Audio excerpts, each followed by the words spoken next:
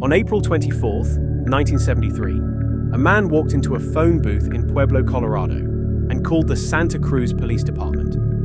He told the officer on the other end of the line that he was Edmund Kemper, that he was responsible for a series of murders in California, and that he was turning himself in. The officer who took the call did not believe him. Kemper had to call back multiple times before anyone took him seriously.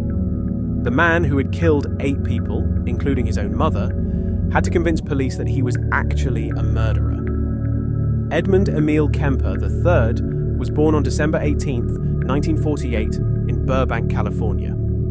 His background is relevant for one reason: his mother.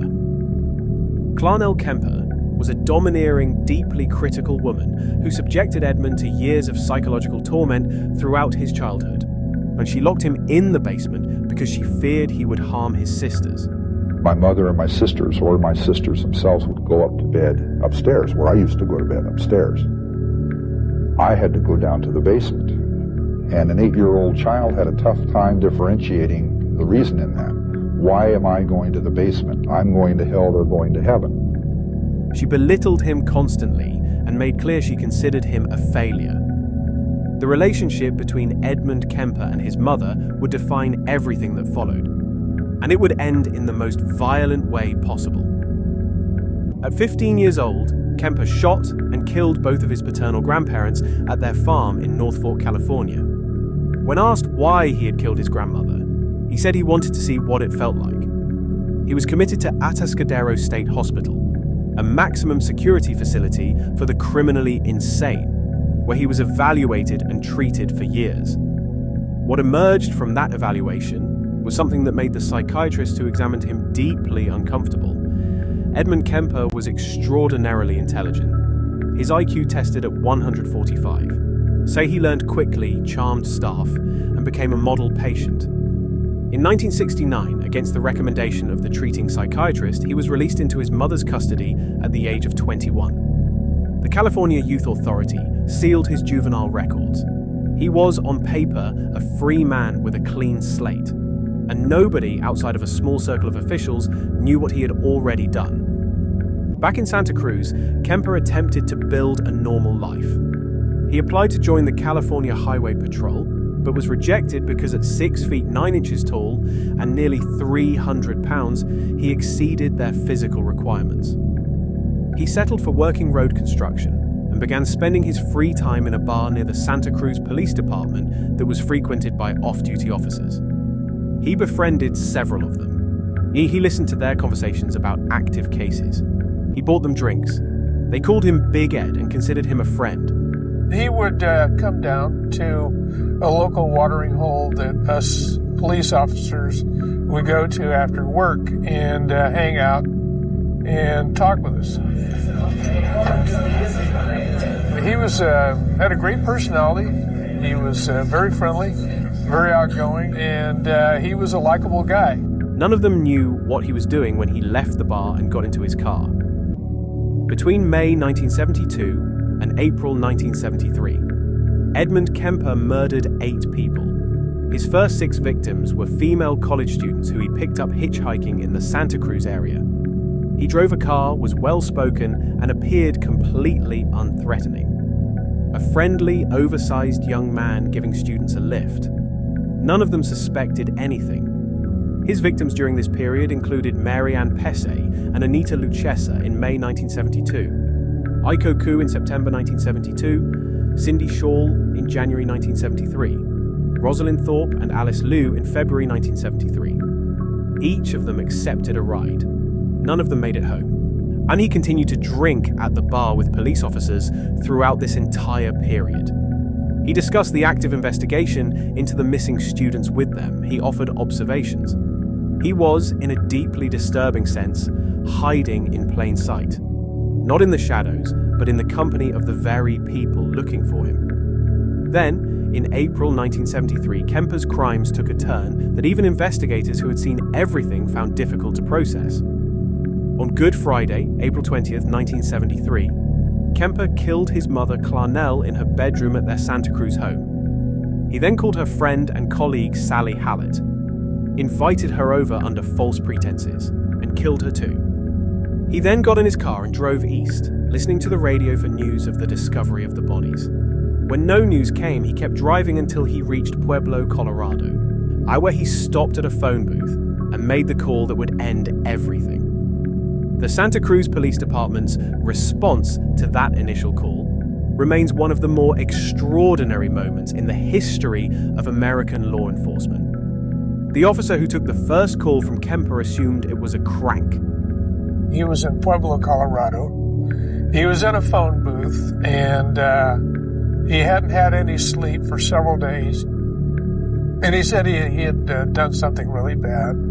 He said that he had killed his mother and a friend of hers.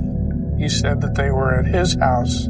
And he asked me if I knew Mickey Alufi, and I said yes. And he says, well, my house is hard to find. Mickey knows how to find it very easily because he had been out there and had confiscated a gun. Kemper had to call back several times and provide specific details about the murders before anyone dispatched officers to meet him. He waited calmly in Pueblo until they arrived.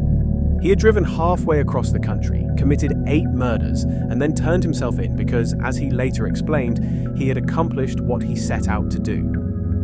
When investigators finally sat down with Edmund Kemper, what followed was one of the most detailed and clinically precise confessions in the history of American criminal investigation. Kemper described each of his crimes with a level of detail, accuracy, and self-awareness that left detectives and psychiatrists shaken. He was articulate, composed, and appeared to have thought deeply about his own psychology. He described the rage he had carried toward his mother for most of his life and how it had manifested in his crimes against young women. That was 1 week before I murdered my mother. I said, she's got to die, and I've got to die, or girls like that are going to die. And that's when I decided I'm going to murder my mother. I knew a week before she died I was going to kill her. And she went out to a party, she got soused, she came home, went to sleep. I was woken up by that, came out. I walked up to her bed. She's laying there reading a paperback. As many thousands of nights before. And she said, oh, I suppose you're going to want to sit up all night and talk now. Shit. I looked at her, I said, no. I said, good night.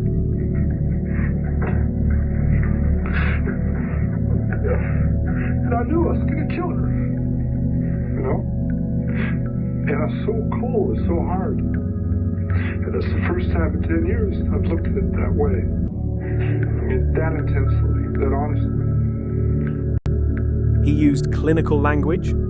He made connections between his behavior and his history that his own psychiatrists had missed. He was, in every sense, the most self-aware killer investigators had ever interviewed. The trial of Edmund Kemper began in October 1973 in Santa Cruz, California. His defense attempted an insanity plea, arguing that Kemper's history, the childhood abuse, the killing of his grandparents at 15, said the years in a psychiatric facility demonstrated a man who was not legally responsible for his actions.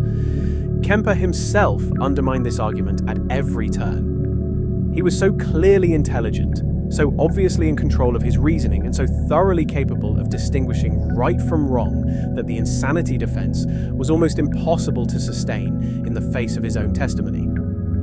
He took the stand during his own trial and spoke with the same calm precision he had shown during his confessions. He described his crimes methodically.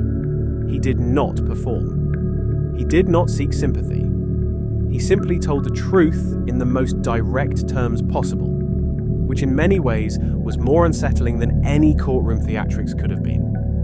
The jury deliberated and found him guilty on 8 counts of first-degree murder. When it came to sentencing, Kemper asked to be executed, specifically requesting the death penalty for himself. The judge was unable to grant this request because California had suspended the death penalty at that time. Edmund Kemper was instead sentenced to 8 concurrent life terms in prison. His earliest possible parole date has been passed multiple times. He has appeared before parole boards on multiple occasions and has been denied every time. On at least one occasion, he reportedly told the board that he should not be released. that he remained dangerous and that society was safer with him behind bars.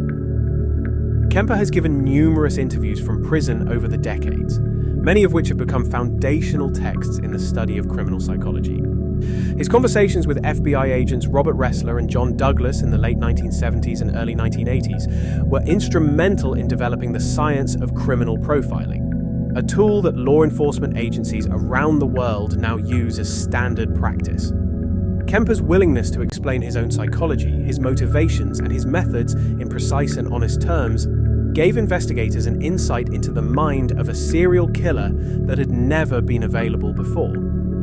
The FBI's entire behavioral science unit was built in part on what men like Kemper told them. He remains incarcerated at the California Medical Facility in Vacaville, California. He is in his mid-70s. He has not been released and shows no indication of ever being granted parole.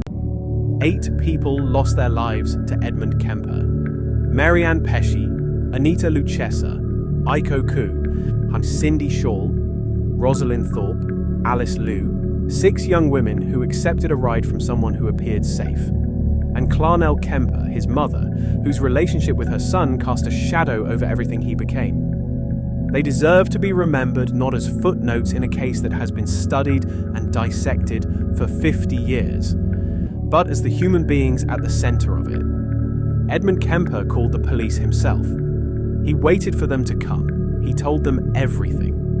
And in doing so, he gave the world a window into a kind of darkness that has never been fully understood, only studied, documented, and used to try to prevent the next one. That is the dark truth about Edmund Kemper.